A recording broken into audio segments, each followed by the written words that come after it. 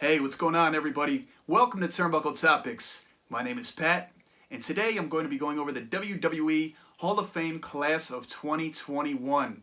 Now, the induction ceremony is tonight, and it's on Peacock now. It's no longer on WWE Network, unless, for those of you who are watching internationally outside of the United States, you can still access the WWE Network, from what I'm being told.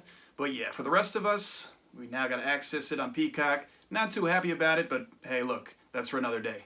So if you haven't already, please be sure to subscribe, hit that notifications bell, be sure to like this video, and of course, leave as many comments as you wish. So there are 5 individuals in the class of 2021. I'm going to be going over each and every one of them, my favorite moment of theirs, all their accomplishments, well, at least some of them. And yeah, we're going to have fun while doing so. So without further ado, let's get down to business. So the inductees for the class of 2021 are as follows. We have Khali, Eric Bischoff, Kane, the Great Khali, and RVD. Yes, that's right. There are no groups or factions being inducted into this year's class. For 2020, we had the NWO, of course, and all years past, we've seen some form. I know the year 2019, we had the Generation X. And yeah, but I'm okay with that. I'm okay with that. Don't force the issue. If you're not ready to, if there's not a group to induct just yet, don't do it. So we're going to start off with Khali. I'm going to list some of her accomplishments in WWE. Khali, she is a 2-time WWE Women's Champion. She is also a 1-time WWF Hardcore Champion.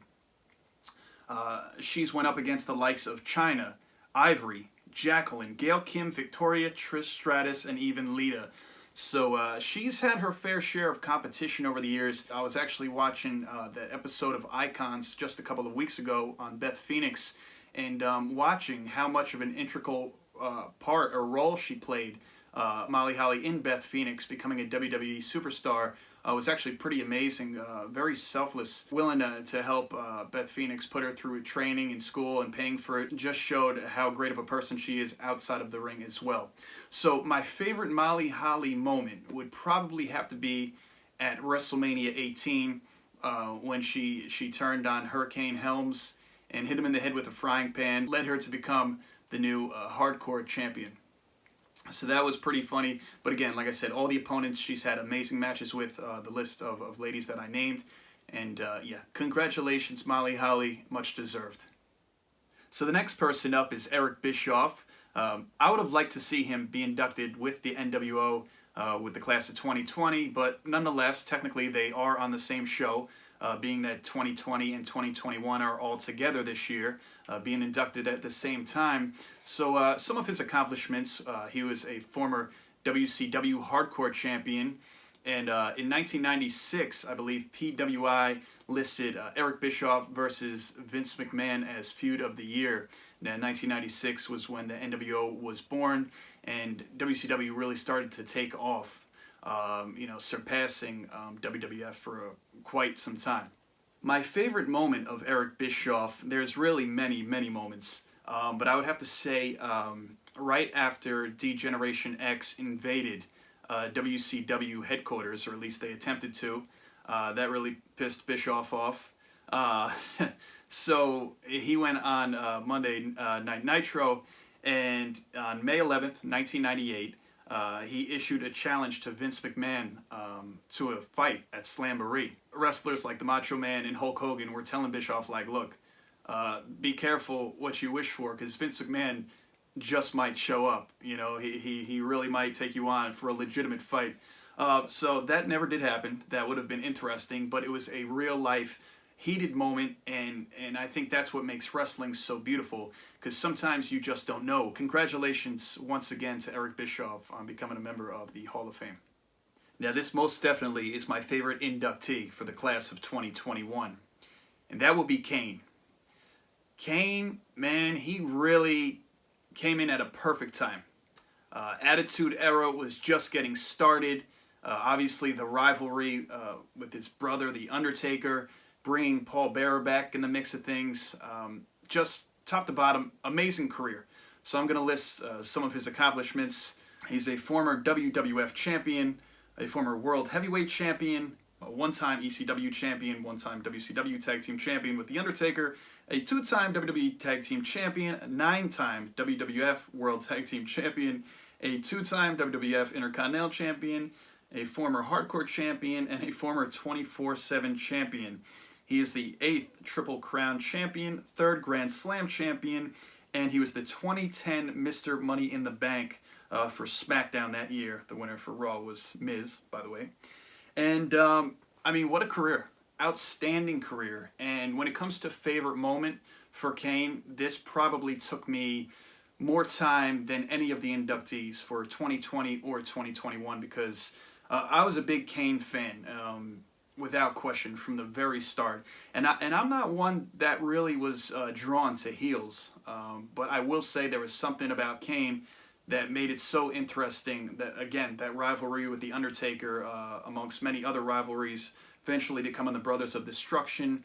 I loved Team Hell No with Daniel Bryan. I loved when he teamed up with X-Pac. Even a fellow 2021 Hall of Fame inductee, Rob Van Dam. I believe they had a tag team championship run as well. So Kane, amazing career. If I have to pick one moment, I would have to say his debut in 1997. It was October of 97 at In Your House, Bad Blood. It was during the first Hell in a Cell match, Undertaker, Shawn Michaels. Kane's music hits. He comes out for the very first time, and you hear Vince McMahon on commentary yelling, "That's got to be Kane," coming out with Paul Bearer. Literally rips the door off Hell in a Cell. And then that face-to-face moment with The Undertaker was just surreal. It was the first time you ever saw The Undertaker ever worried or concerned throughout his 7-8 years in the WWE. Then Kane delivered Undertaker's signature move on him, which was the Tombstone Pile Driver. So that is, without a doubt, my favorite moment. I was never really a big fan once Kane unmasked, but I believe it was the Broken Skulls session with Steve Austin that he said, you know, after a few years, he was getting kind of bored, it was getting kind of dull, he felt like he needed a change of character. So much like The Undertaker did with becoming the American Badass version of The Undertaker for a few years. So I totally get it. You know, even if the fans weren't tired of his look, he, as a talent, just needed something different. Also was not a big fan of Corporate Kane. I guess that made it an easy transition for him to become mayor of Knox County out in Tennessee. But yeah, nonetheless, Kane, congratulations. I mean, shoot, I think I was Kane the following Halloween after he debuted. And what was pretty cool, by the way, I think it was 2 or 3 weeks before Kane debuted at Bad Blood, I went to my first ever WWF show. It just so happened to be an iconic episode of Monday Night Raw at Madison Square Garden. One of my friends brought me for his birthday. We were about 4 or 5 rows from the ring. I was in awe. And I just remember the Paul Bearer vignettes, and then sure enough, just to see Kane show up, it was simply amazing. So now this next inductee, he had a solid career, made a great impact, and although he doesn't have an ounce of the accolades that Kane has, the great Khali had a solid career. He is a former World Heavyweight Champion, also the first Indian wrestler to win a world title in WWE. Now, of course, that's huge. He is huge, and he's also one of those wrestlers that obviously just has such a presence that you really don't need titles. You don't really need the gold. Your presence and what you do in between those ropes speaks for itself. Just like there's many wrestlers that I grew up watching in the late 80s, early 90s that never became a champion. Just to name a few, Hacksaw Jim Duggan, Jake the Snake Roberts. I don't recall them having gold, correct me if I'm wrong, but those are just a couple of names that will forever be household names, and they never won gold. I mean, of course, I know Hacksaw won the Royal Rumble, first winner of the Royal Rumble in 1988, but nonetheless, amazing career. My favorite moment of the great Khali, obviously, would be July 2007, when he became the World Heavyweight Champion in an over-the-top Battle Royal on SmackDown. It was a 20-man over-the-top rope Battle Royale, and he eliminated both Kane and the Animal Batista to win, and which is funny because Kane is also in his class of 2021, and Batista was supposed to be in the class of 2020. So pretty impressive resume, even though it's a short list of accolades and accomplishments, but nonetheless, a solid career top to bottom. Congratulations goes out to the great Khali. And the fifth and final inductee of the WWE class of 2021 Hall of Fame is RVD. And man, does he have a list of accomplishments in several promotions. And I'll name a few real quick. He is a former WWE champion, a 4-time WWF Hardcore champion, 6-time WWF Intercontinental champion, a former WWF European champion, former ECW World champion, 2-time ECW World Tag Team champion, former ECW World Television champion. He was a TNA World Heavyweight Champion, a TNA X Division Champion, 2006 Mr. Money in the Bank, a WWE Tag Team Champion, 2-time World Tag Team Champion. He is the 15th Triple Crown Champion and the 7th Grand Slam Champion. Wow, what a career. And also, another fun fact, RVD and Bobby Lashley are the only 2 wrestlers to win the WWE, TNA, and ECW heavyweight championships. So yeah, the world titles. So that is an impressive list I just rang off right there. And when it comes to my favorite RVD moment, like many of these Hall of Fame wrestlers, there's just so many to choose from. But I'm going to take it back to August 26th, 2002. Also my mother's birthday. Hello, Mom. It was an ECW original classic. It was the Intercontinental Champion RVD going up against the Hardcore Champion at the time, Tommy Dreamer. 2 originals from ECW on a big stage. I believe it was Monday Night Raw that this match took place. And this was a title unification match. This was the last time we saw the Hardcore title ever defended. So we saw RVD win that match. It was an incredible match. I believe it went 12-15 minutes. And so before I get out of here, I do have some breaking news. It has to do with one of the co-hosts of Wrestlemania. No, not Hulk Hogan, but the other co-host, Titus O'Neil, a Tampa native. He is going to be the recipient of the 2020 Warrior Award.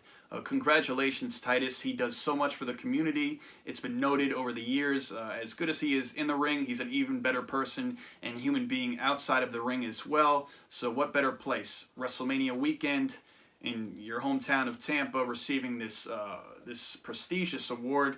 The Warrior Award that I believe started off in 2015, the year after the Ultimate Warrior passed away.